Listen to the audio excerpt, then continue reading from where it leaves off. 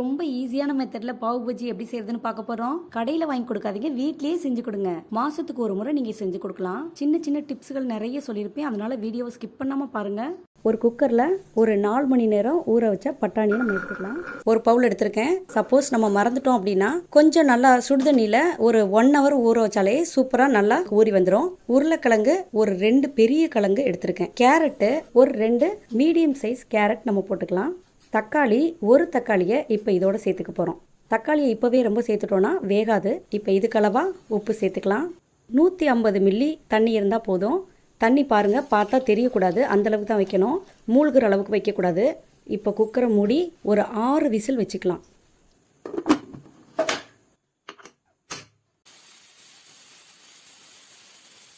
Whistle வந்துருச்சு.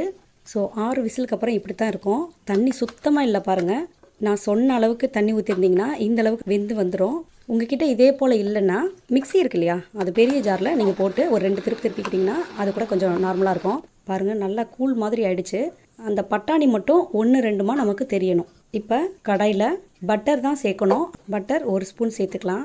அது கூடவே நம்ம நார்மல் ரிஃபைண்ட் ஆயில் அல்லது நல்லெண்ணெய் இல்லாமல், வாசமாக இருக்கக்கூடாது, வாசமாக இல்லாமல் ஏதாவது எண்ணெய் ஒரு 50 கிராம் மட்டும் சேர்த்துக்கலாம். 50 மில்லி. இது ஃபுல்லாகவே பட்டர்லேயும் செய்யலாம். குட்டீஸ்க்கு கொடுக்க போகிறோம், அதனால் பார்த்து தான் பட்டர் சேர்த்துக்கணும். இப்போ ஒரே ஒரு பச்சை மிளகாயை குட்டி குட்டியாக நறுக்கி போட்டிருக்கேன். 2 பெரிய சைஸ் வெங்காயம் இதே போல் நறுக்கி போட்டுக்கோங்க. ரொம்ப குட்டி குட்டியாக இருக்கணும்னு அவசியம் இல்லை, கொஞ்சம் மீடியம் சைஸ் இருந்தாலே போதும். ரொம்ப கருகிற அளவுக்கு வதங்கணும்னு அவசியம் இல்லை. கண்ணாடி பதம்னு சொல்லுவோம்ல, அந்த அளவுக்கு வதங்கினா போதும். இப்போ ஒரு பெரிய குடமிளகாய் இருக்கு இல்லையா, அதில் பாதி தான் சேர்த்துருக்கேன். நான் முழுசு இருந்துச்சுன்னா இதோட ஃப்ளேவர் எல்லாமே பாவு பஜ்ஜியோட ஃப்ளேவரை மாற்றிடும். அதனால பாதி மட்டும் போட்டால் போதும். இதையும் நல்லா கிளறி விட்டுறலாம். இப்போ பெருங்காயத்தூள் 3 பிஞ்ச் அளவுக்கு சேர்க்குறேன். இது கம்பல்சரி. ஏன்னா நம்ம சேர்க்குற பட்டாணி ரொம்ப கேஸ் ஐட்டம். அதே மாதிரி உருளைக்கிழங்கும் கூட. பெருங்காயத்தூள் நம்ம கட்டாயமாக சேர்த்துக்கணும். அடுத்ததாக இஞ்சி பூண்டு அரைச்ச பேஸ்ட்டு 1 ஸ்பூன் சேர்த்துருக்கேன். நல்லாவே வதக்கி விட்டுறணும். பச்சை வாசம் கொஞ்சம் கூட இருக்கக்கூடாது. இப்போ பாவு பஜ்ஜிக்கான மசால் சேர்த்துக்கலாம். 1/2 டீஸ்பூன் மஞ்சள் தூள், 1/4 டீஸ்பூன் காஷ்மீரி சில்லி 1/2 டீஸ்பூன் சேர்த்துருக்கேன். கலருக்காக தான். நீங்கள் நார்மல் மிளகாத்தூள் இருந்துச்சுன்னா 1 சேர்த்தாலே போதுமானது.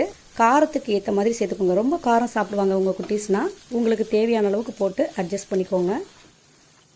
இது பேனுங்கிறதுனால நமக்கு கருகாது. நார்மல் கடாயில் செஞ்சிங்கன்னா டக்குன்னு வெந்துடும். பட் கருகாமல் பார்த்துக்கோங்க. நல்லா பச்சை வாசம் மட்டும் போகிற அளவுக்கு வதக்கி விட்டுருங்க. இப்போது ஒரு 2 தக்காளி பழத்தை நல்லா அரைச்சி வச்சுருக்கோம். அதை நம்ம இதோட சேர்த்து மிக்ஸ் பண்ணிடலாம். தக்காளி போட்ட உடனே தேவையான அளவு உப்பு சேர்த்துக்கலாம். அப்போ தான் சீக்கிரமாக வதங்கிடும். இப்போது கொஞ்சமாக தண்ணி சேர்த்துருக்கேன். 1/4 டம்ளர் அளவுக்கு. இந்த பச்சை வாசம் போகிறதுக்காக கொதிக்க விடலாங்கிறதுக்காக மட்டும்தான் கொஞ்சமாக தண்ணி சேர்த்துருக்கேன். உங்களுக்கு எந்த பிரச்சனையும் இல்லைன்னா மறக்காமல் லைக் பண்ணி ஹை பட்டனை 3 முறை அழுத்தி விடுங்க. இப்போ எடுத்து பார்க்கலாம், நல்லா வெந்திருக்கு. ஸோ பேனுங்கிறனால மட்டும்தான் நான் மூடி போட்டு இப்படி வேக விட்டுருக்கேன். நீங்கள் கடாயில் செஞ்சிங்கன்னா அப்பப்போ ஓப்பன் பண்ணி கிளறி விடணும், மசால் பிடிச்சிரும் இல்லைன்னா. இப்போது நம்ம நல்லா மசிச்சு வச்சுருக்க அந்த மொத்த வெஜிடபிள்ஸையும் இதோட சேர்த்துக்கலாம். பாருங்கள் எந்த அளவுக்கு கூழ் மாதிரி வந்திருக்குன்னு. பட்டாணி மட்டும்தான் லைட்டாக மசியாமல் இருக்கணும். ஸோ நல்லா ஒரு மிக்சிங் கொடுத்துக்கோங்க.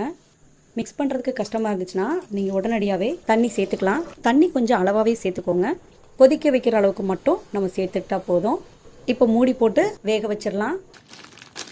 இந்த பன் கடைகளில் கிடைக்கும், சூப்பர் மார்க்கெட்ஸில் 22 அல்லது 24 ரூபாய் தான் விற்கும். 4 பன்னு, அதை நம்ம எடுத்துக்கலாம். இப்போ மூடி போட்டிருந்தோம் இல்லையா, கரெக்டாக வந்திருக்கான்னு பார்க்கலாம். எண்ணெயெல்லாம் மேலே பிரிஞ்சு வந்தது தெரியுது. இந்த டைமில் கஸ்தூரி மேத்தி சேர்த்துக்கலாம். இது வெந்தயத்தாள். இதை நல்லா கையில் கசக்கிட்டு சேர்த்துக்கோங்க. மேலே ஒரு 1/2 டீஸ்பூன் நம்ம எலுமிச்சம்பழச்சாறு கண்டிப்பாக விடணும். நான் உங்களுக்கு காட்ட மறந்துட்டேன். கொஞ்சம் கொத்தமல்லி இலை தூவி இறக்கிடலாம். அவங்களே ஓப்பனிங் கொடுத்துருக்காங்க, அதே மாதிரி நம்ம கட் பண்ணிக்கலாம்.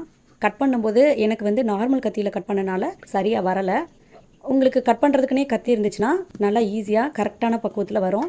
கட் பண்ண இந்த பண்ணை சூடான தோசைக்கல்லில் கொஞ்சம் பட்டர் சேர்த்து, பட்டர் உருகிறதுக்கு முன்னாடியே டக்குன்னு இது போல் எல்லா பக்கமும் படுற மாதிரி நல்லா திருப்பி விட்டுருங்க.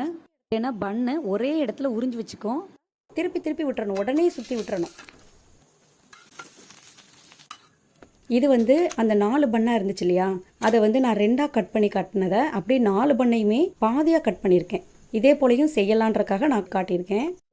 பட்டரில் போட்டு வேக வச்சதுக்கு அப்புறம் கட் பண்ணும்போது ரொம்ப ஈஸியாக இருந்துச்சு. எல்லாம் கட் பண்ணிட்டு தான் போடுவாங்க. ஸோ இது ரொம்ப ஈஸியாக இருந்துச்சு, ஈவனாக வந்தது. பட்டர் வந்து இதை விட ஜாஸ்தி தான் போடுவாங்க.